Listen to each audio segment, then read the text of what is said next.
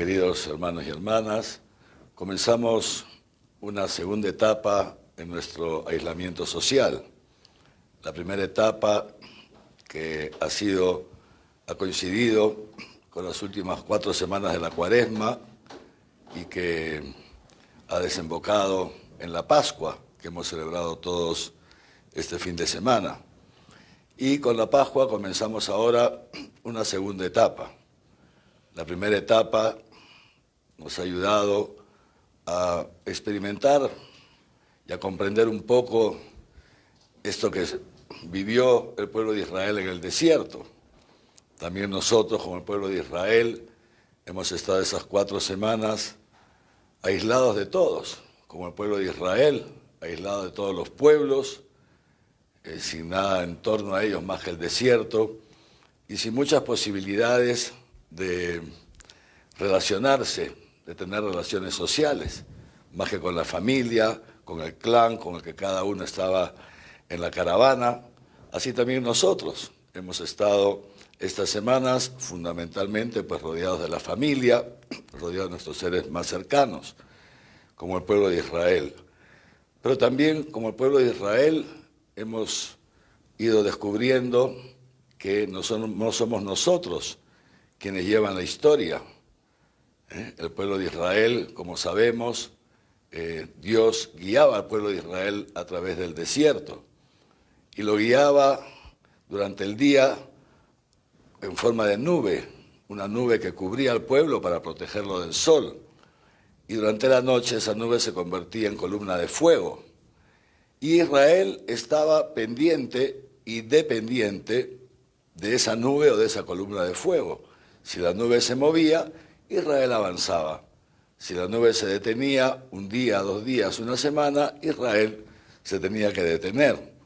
Y así, poco a poco, en el desierto, Israel fue aprendiendo a seguir a Dios. Y también nosotros, en este tiempo, en estas 4 semanas, hemos podido descubrir eso, ¿no? Que la historia la lleva a Dios. No hemos podido hacernos planes, hasta ahora no podemos hacernos planes. Hemos visto cómo todas nuestras agendas y nuestros proyectos han caído. Yo mismo les cuento que tenía una agenda ya bastante llena, entre misas, confirmaciones, reuniones, etcétera, y todo se ha tenido naturalmente que suspender.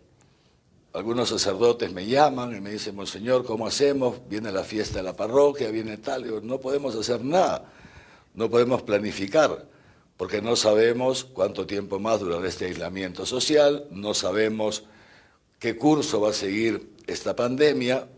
Sí, repito, como el pueblo de Israel. Pero también hemos experimentado una cosa, que aun cuando nuestras agendas han caído, nuestros planes y nuestros proyectos han caído, nosotros estamos aquí. Es decir, la historia no se ha terminado, porque de hecho la historia no se termina para Israel en el desierto, como tampoco la historia se termina para Jesucristo en una tumba, en un sepulcro, y en consecuencia tampoco para nosotros los cristianos la historia termina mal. Nunca la historia termina mal. Ahora entonces comenzamos un segundo periodo, una segunda etapa.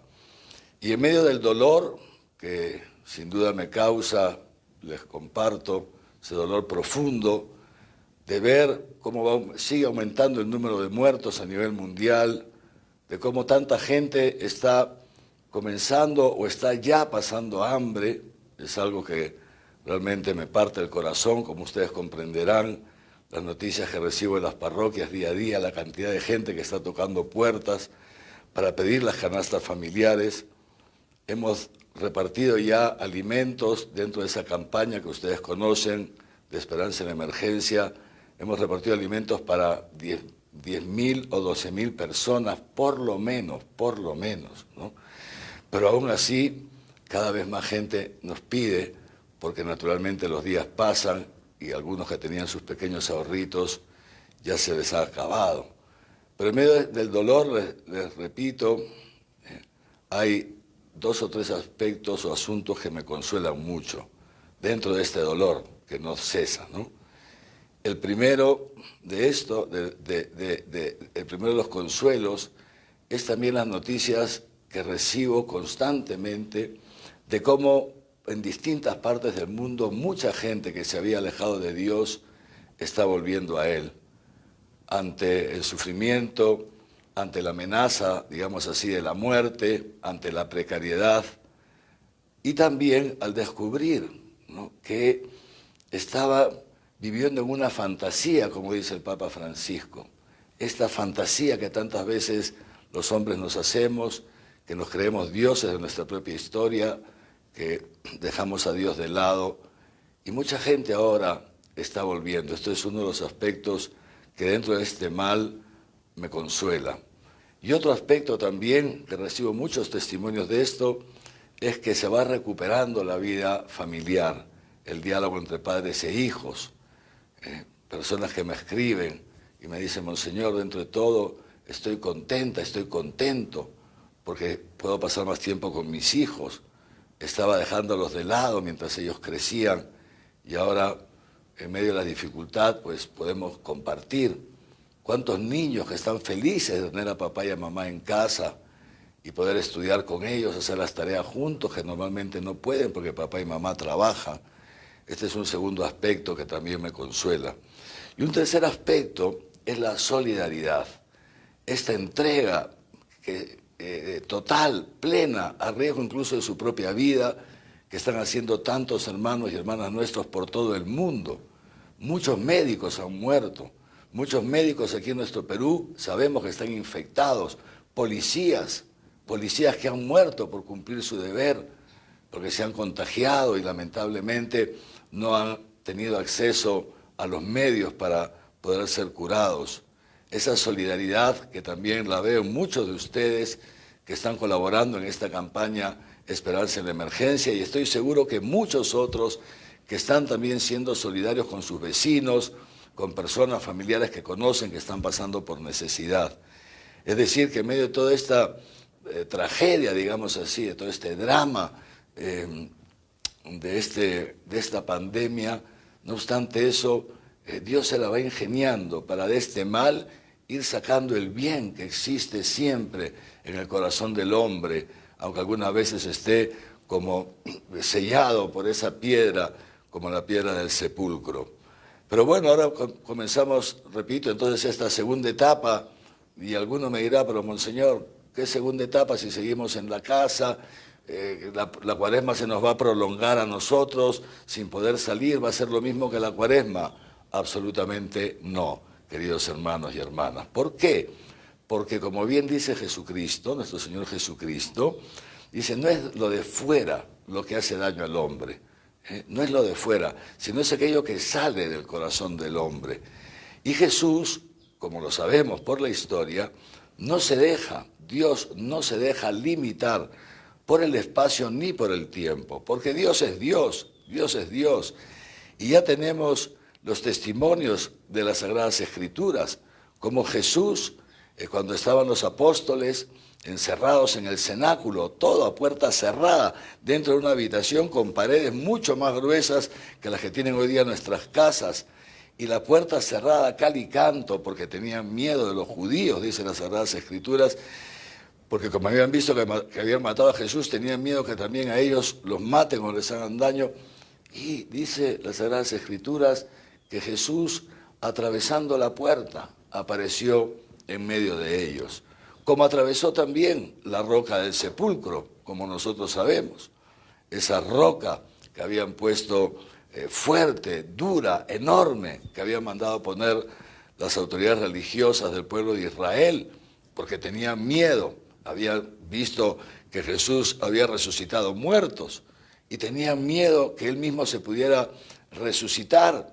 Pero claro, nunca pensaron ellos en cómo podría ser la resurrección de Jesús. Pensarían que tal vez, como lo hizo con Lázaro, podría volver a esta vida un tiempo más para morir después o lo que fuera. Entonces, sí, es decir, una resurrección igual corporalmente, igual que la de Lázaro. Entonces, con una piedra, una roca enorme, impediría que salga.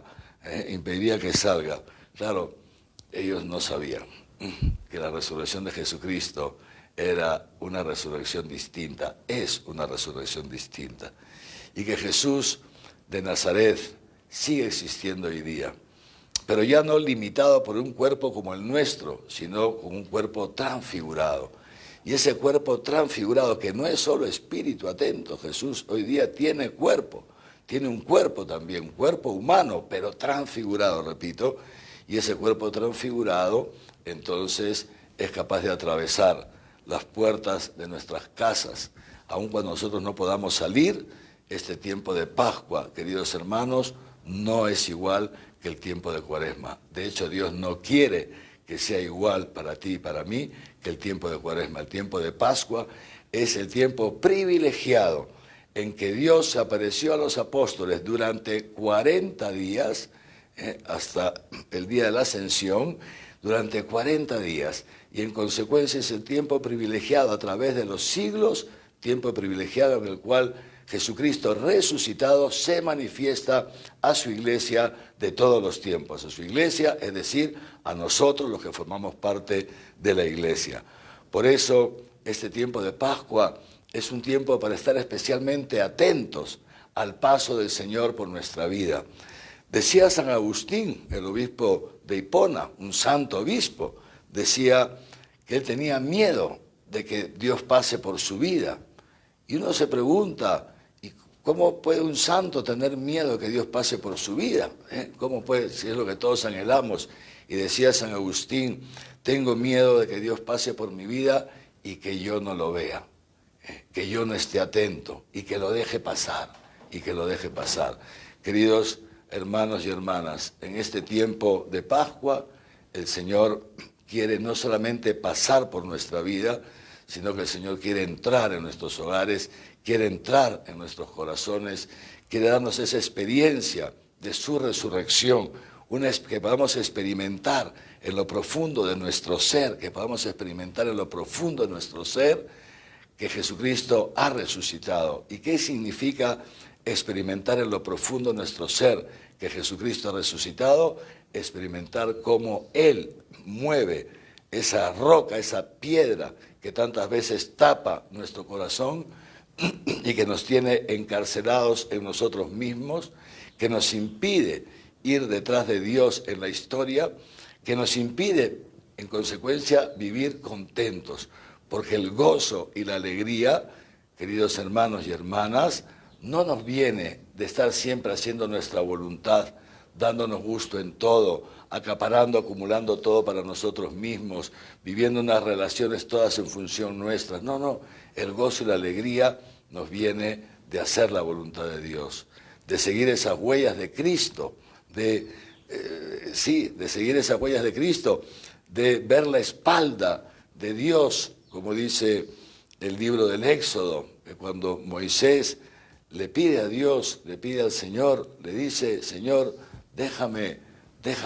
ver tu rostro, le dice Moisés a Dios, y Dios tiene un amor enorme por Moisés, y Dios le dice, mi rostro no lo verás, lo que vas a ver es mi espalda.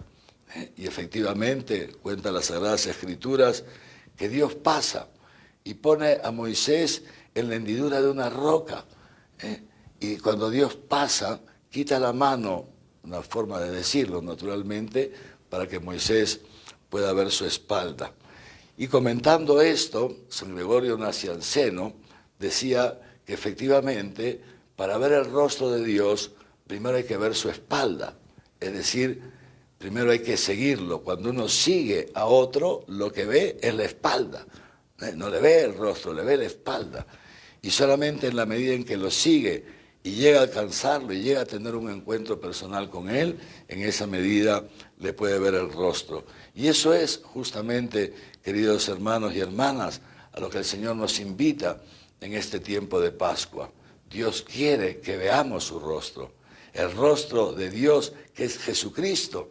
Jesucristo crucificado, pero también Jesucristo resucitado. Quien me ve a mí, ve al Padre, le dijo Jesús a Felipe. Y para poder ver a